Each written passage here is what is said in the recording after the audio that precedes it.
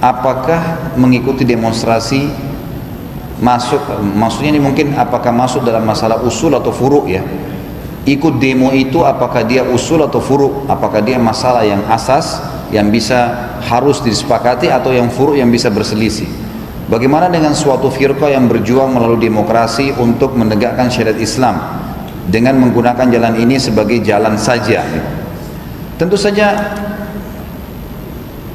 apakah sistem monarki adalah sesuai dengan syariat Islam? Bukankah Rasulullah SAW dan Khulafaur Rasyidin menggunakan sistem syura, bukan monarki atau kerajaan yang turun-temurun seperti Saudi Arabia saat ini? Baik, ini ada dua pertanyaan ya. Kalau yang pertama, apakah itu masalah usul atau furu? Demonstrasi dalam Islam, kita temukan atau kita coba cari dalil apakah ada hukum demonstrasi dalam Islam. Yang ada demonstrasi itu kan keluar rame-rame memprotes gitu kan, apakah itu ada dalam Islam? Coba anda telusuri dalilnya, ada nggak ditemukan? Allahu a'lam, mungkin keterbatasan ilmu saya tidak melihat ada dalilnya, tidak melihat ada dalilnya. Keluar demo, ribut dan seterusnya tidak pernah ada dalilnya. Yang ada dalilnya adalah seseorang masuk kepada pihak tertentu, muslim atau pemimpinnya atau siapapun yang berbuat salah, yang dia nasihatin. Sebagaimana sabda Nabi SAW dalam sebuah hadis sahih riwayat Imam Muslim, jihad yang paling afdal adalah perkataan benar di depan pemimpin yang zalim. Sampaikan, itu ada, gitu kan? Tapi kalau rame-rame keluar, Allahu a'lam. Kalau misalnya teman-teman yang melakukannya menganggap itu adalah masalah ada dalilnya, silahkan saja, itu hak anda. Tapi saya pribadi sebatas saya tahu, saya tidak pernah menemukan ada dalil tentang bolehnya. Yang mau tanya tadi, ya silakan. Bismillahirrahmanirrahim. Assalamualaikum warahmatullahi wabarakatuh. Mohon izin Yai Gus, saya di sini mau tanya, selain sebagai pelajar santri, saya juga sebagai seorang mahasiswi di salah satu universitas di Surabaya.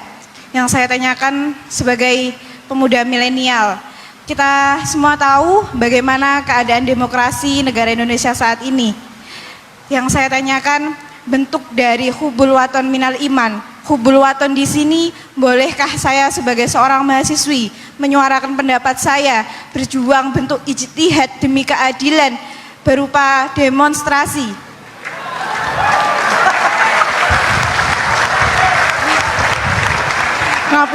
Ngapunten. Yang saya tanyakan di sini, bagaimana menurut Gus, apakah saya melakukan demonstrasi ini sudah baik atau sangat baik atau mungkin perlu dikaji kembali? Terima kasih. Assalamualaikum warahmatullahi wabarakatuh. Hubungan antara demonstrasi dan hubbul wadon minal iman.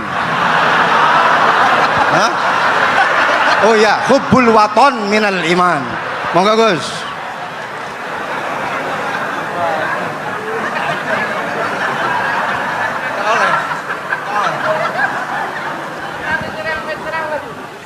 Ini benar-benar ahli begini kan, demonstrasi itu kan makna pokoknya itu kan apa, memperlihatkan. Makanya demonstrasi kekuatan maknanya ya show, ya memperlihatkan satu apa, kekuatan. Sehingga kalau dalam Islam itu ya fleksibel, asal itu tidak merugikan orang lain, tidak anarkis, tidak mandorot bagi kelompok lain, tentu boleh.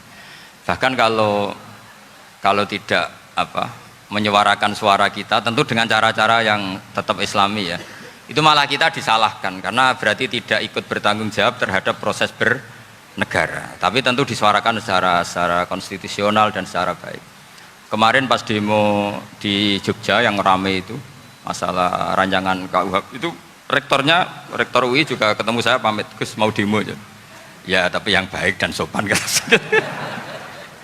karena begini ya, di Quran itu ada ayat walau la daf'uhin nasa ba'dahum bi ba'dil fasadatil ard. Jadi kekuatan manapun itu harus dikontrol. Tentu kontrol itu macam-macam. Tapi tentu saya ulang lagi, jangan anarkis, jangan melakukan sesuatu yang kontraproduktif.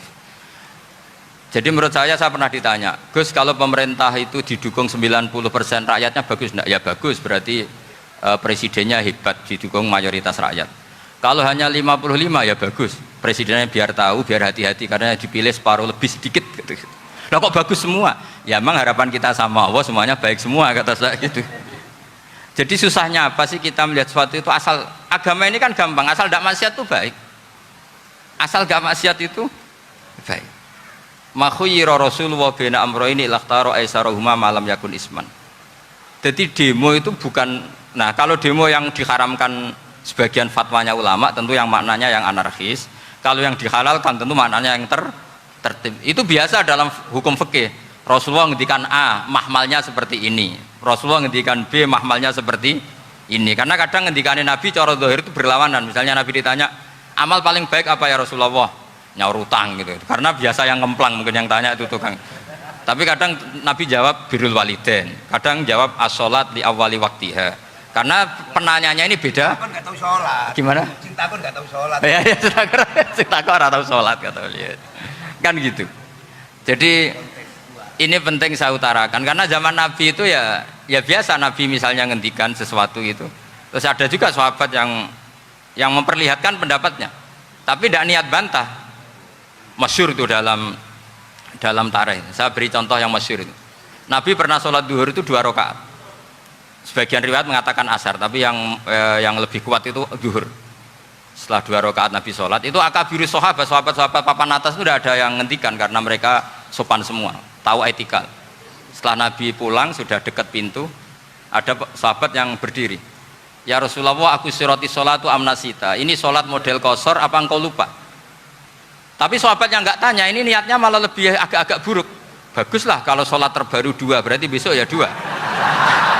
Karena pakai teori nasah mansuh, berarti hukum itu pakai yang terbaru. Jadi gayanya tidak tanya, tapi lebih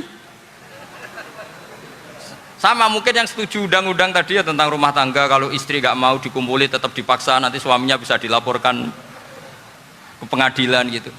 Saya pasti mikir saya bukan masalah pengadilannya, pasti istrinya cantik. Kalau jelek kan nggak mungkin dipaksa. Ini ketularan. Jadi saya cara berpikir tuh. Jadi tak pikir lucunya saja, bukan pikir serius. Ketularan ya sudah ketularan ini. Karena keburukan itu mudah nular. Akhirnya Nabi kembali lagi, enggak, kullu dzalika lam yakun, semua itu enggak terjadi.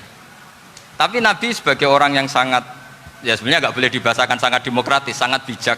Nabi kembali lagi ke mimbar terus tanya, ahakun makolahu dzulyaten, apa betul yang dikatakan dzulyaten tadi? Kata sahabat semua, betul ya Rasulullah, tadi engkau sholat hanya 2 rakaat. Nabi kemudian takbir lagi, meneruskan 2 rakaat terus salam. Artinya kalau demonstrasi itu dengan makna mengutarakan pendapat dengan cara yang dijamin konstitusi, ya itu kan normal-normal saja, nggak ada masalah. Saya pernah dereno bapak, itu ada pertanyaan yang benar-benar mengusik saya. Ada orang miskin datang ke bapak, Pak Yai, jadi wong melarat itu ra enak.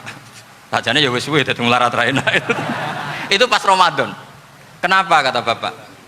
Bapak saya itu teman akrabnya Gus Ali, itu senengannya ya guyon, mau meninggal aja masih guyon. Bapak itu guyon terus. Kenapa aja? Sudah puasa nggak makan, buruh orang, macul itu kan berat. Mau istirahat nggak boleh karena buruh orang. Enak jadi wong sugih puasa diam di rumah gini-gini terus kata bapak saya gini, enak wong melarat jadi wong sugih nak puasa berat kok sakit ya, besok mangan pecel, awan rawon, enggak sore sidik sate, jadi yang harus ditinggalkan itu banyak. Nak sampean kan biasa meninggalkan itu semua. Semenjak itu dia, oh iya nak ngono podo-podo abot. Jadi hasutnya pada orang kaya terus nggak ada. Nah ini pentingnya ilmu, jadi pentingnya pendamping tadi itu. Setelah diberi jelasan, oh maturun ternyata podo-podo abot gitu. Dia nggak tahu susahnya jadi orang kaya. Ya sama seperti tadi, ya saya puasa, kerja gini-gini, bojo sitok elek, terus dari yang bojone 4 cantik semua abot aku. Karena harus ninggalkan 4 yang cantik tadi, yang bisa menghidupkan tadi itu. Itu kan juga demonstrasi, artinya mengutarakan apa yang. Jadi itu saya pikir seperti itu. Ya ini, mohon gitu aja ya. Assalamualaikum warahmatullahi wabarakatuh. Yang ada ini berbeda. Jadi jangan keluar itu maknanya mengingkari, membuat negara tandingan, membuat pemberontakan. Itu yang dinamakan keluar. Kalau kita membuat satu kritik kepada sebuah negara yang memang di negara tersebut diperkenankan, tidak dianggap sebagai bentuk keluar daripada imam. Misalnya waktu itu ada demonya para buruh misalnya, karena mereka apa? Menuntut perubahan dalam urusan buruh. Ada demo apa lagi? Dia menuntut kebijakan dalam hal itu. Artinya di sebagian negara demo adalah salah satu alat komunikasi antara rakyat dengan atasan, dengan pemerintahan. Dan itu bisa terjadi karena mungkin kalimat itu kalau disampaikan melalui parlemen kurang fasih, kurang jelas, atau kurang bisa diperdengarkan, atau kurang didengar, sehingga sebagian tempat ada yang namanya demo itu sebenarnya untuk demo bukan membuat kerusakan. Kalau membuat kerusakan masuk wilayah buat demo, menembak, demo merusak, demo ini nggak benar. Demo itu menampakkan kalau kita punya keinginan. Karena banyak orang membawa hadis ini untuk menyalahkan sekelompok orang yang membuat demonstrasi, misalnya demo, bahkan kadang mencaci dengan bentuk sampai menghukumi orang demo sebagai orang keluar dari pemerintahan yang sah, lalu boleh diperangi. Ini bahaya sekali, akan terjadi pembantaian nanti di negeri ini kalau seperti itu. Karena demo itu adalah yang kami dengar, mungkin bagi yang mengerti tentang urusan negara, demo adalah diizinkan tentu dengan aturan-aturan. Yang demo itu tidak lain adalah untuk menunjukkan keinginannya secara jama'i, secara kolektif, secara bersama-sama agar lebih didengar. Kalau yang ngajukan satu orang, paling kamu saja. Tapi kalau yang menunjukkan dua orang, naga, asalkan demonya tertib dan baik, maka itu termasuk bahasa komunikasi dalam sebuah negara yang katanya negara itu adalah demokrasi, katanya. Masalah demokrasi bab lain. Baik, kemudian supaya tidak orang menyalahgunakan hadis ini, dalam sebuah negara demo itu wajar tentunya adalah sisi lain. Karena demo ini adalah sebuah bahasa komunikasi, tidak boleh demo menjadi media untuk membuat kerusakan. Jadi kalau ada ingin memperjuangkan dengan demonstrasi, tentu yang diperjuangkan adalah kemuliaan, kebaikan. Kalau demo, jangan mentang-mentang negara demokrasi nanti misalnya ada kesepakatan penjudi, kesempatan pemabuk buat demo agar diperkenankan perzinaan. Wah, ini nggak boleh didengar, karena mereka punya tuntutan atas dasar hak. Kami punya hak, kami para misalnya pemabuk punya hak agar tidak dilarang. Nah, ini kalau bertentangan dengan begitu nggak bisa. Maka kalau ada yang mengadakan demo, tentunya yang dibidik, yang dituju adalah sebuah kebaikan, perubahan di negeri ini. Apakah menginginkan ketentraman di negeri ini atau penegakan satu tatanan, penegakan keadilan, itu sah.